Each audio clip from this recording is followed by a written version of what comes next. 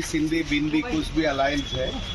और यहाँ में आपको सॉप ओपेरा डेली देखने मिलेगा। आप उनका अगर हिस्ट्री देखें तो ऐसा ही है। सुबह ममता बोलेगा मीटिंग में आऊंगा, शाम बोले नहीं मेरा फ्लाइट मिस हो गया, मैं नहीं आ रहा हूँ। कल नीतीश कुमार बोलेगा मुझको कन्वेनर बनाओ, परसी दिन बोलेगा मुझको कन्वेनर बनने का मन नहीं है।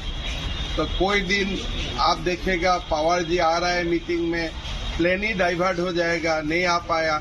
तो ऐसा एंटरटेनमेंट न्यूज आपको इंडिया अलायंस से मिलते ही रहेगा। अभी आप कितना इसको इम्पोर्टेंस देता है आपका ऊपर ही है। नीतीश कुमार बोले हैं कांग्रेस से कन्वेनर पोस्ट दिया जाएगा। नहीं, मैं नीतीश कुमार जी क्या बोला है उसका ऊपर मैं टिप्पणी नहीं करना चाहता हूँ, बट मेरा जितना असेसमेंट है ये एक सॉप ओपेरा है, ये कोई सीरियस पॉलिटिकल अलायंस नहीं है। इंडिया गठबंधन, इंडी गठबंधन ये एक एंटरटेनमेंट न्यूज देने का एक स्रोत है और बाकी कुछ नहीं है। सर आज आप उड़ीसा आए थे, क्या हुआ बीजेपी के साथ आलोचना? मैं तो कोई आप जानते ही मैं एक दूसरा कार्यक्रम के लिए आया था। मेरा ये कोई पॉलिटिकल तोड़ नहीं है, लेकिन हमारे लिए हमारा कार्यालय मंदिर होता है, तो मैं मंदिर दर्शन करने आया था। सर इलेक्शन है ना, सर इलेक्शन है। मल्लिकार्जुन खड़गे ने कहा है हमारा लोगों का आस्था को ठेस पहुंचाने का इंटेंशन नहीं था। आप देखिए, कांग्रेस ने जीवन भर पाप किया, रामलाला का मंदिर ना हो, सुप्रीम कोर्ट से लेकर सब मंच में वो लोगों ने षड्यंत्र किया। कल्याण सिंह जी का सरकार भी उन्होंने तोड़ा राम मंदिर को लेते हुए। तो उनको तो पहले इनविटेशन देना ही नहीं चाहिए था, लेकिन विश्व हिंदू परिषद ने बड़प्पन दिखाया, उनको बुलाया। बुलाने का बाद अरे कम से कम जाओ, तो कम से कम तुम्हारा पाप थोड़ा कम हो जाएगा।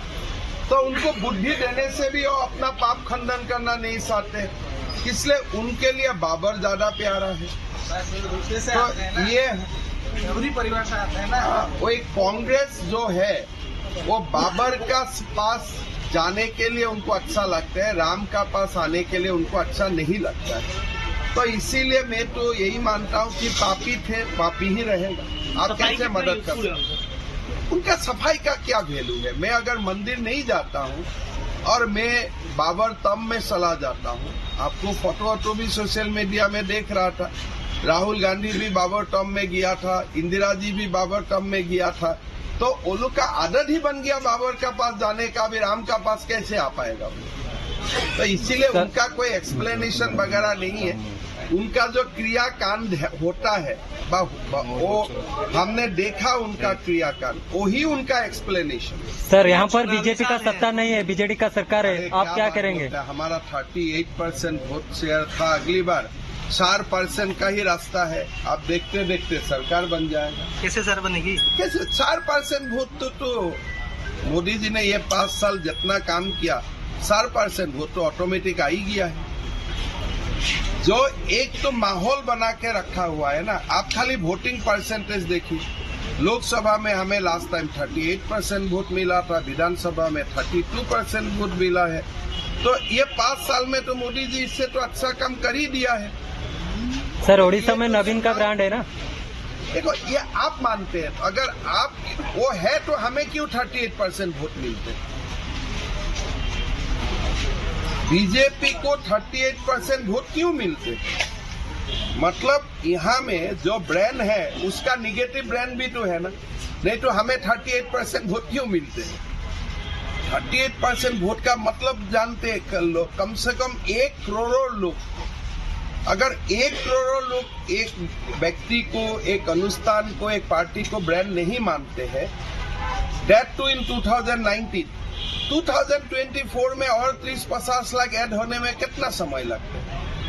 मेरा तो मन है, मैं तो जानता हूँ यहाँ वोट टेकिंग सेरेमनी होगा, आना होगा मुझको। इसलिए आप क्या स्ट्रैटेजी करेंगे? नहीं, मैं तो यहाँ आपका प्लान कौन है? नहीं, मेरा कोई प्लान नहीं है। प्लान तो जगन्नाथ का प्लान होता है। बीजेपी का स्ट्रैटेजी क्या रहेगा 24 में सत्ता आने मैं में? इतना ही जानता हूँ कि बीजेपी को जगन्नाथ को सेवा करना है, बीजेपी को उड़ीसा का सेवा करना है, और जगन्नाथ जी हमें मौका देंगे। अकेले बनाएंगे या गठबंधन में?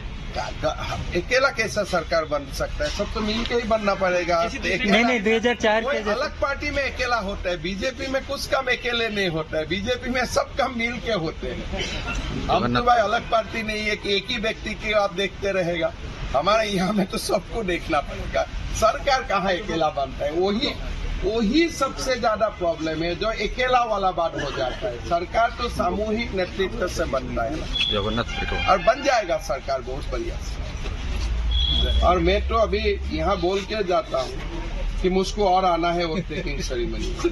राहुल गांधी की न्याय यात्रा है यहाँ पर। न्याय की अन्याय, भारत जोड़ो न्याय यात्रा कर रहे हैं वो अपनी। तो जो व्यक्ति राम का साथ अन्याय करता है वो भारत का साथ कैसे न्याय करेगा? जो ये राहुल जी रामलला को ठुकरा रहा है, वो क्या भारत को अपना बन दिखाएगा? तो ये यात्रा का नाम भारत तोड़ो अन्याय यात्रा। पाकिस्तान को वो लोगों ने ही भारत से अलग कर दिया, भारत तो तोड़ दिया था 1947 में यही कांग्रेसी लोगों ने, और अभी अन्याय भी कर रहे। तो ये यात्रा का नाम है भारत तोड़ो अन्याय यात्रा।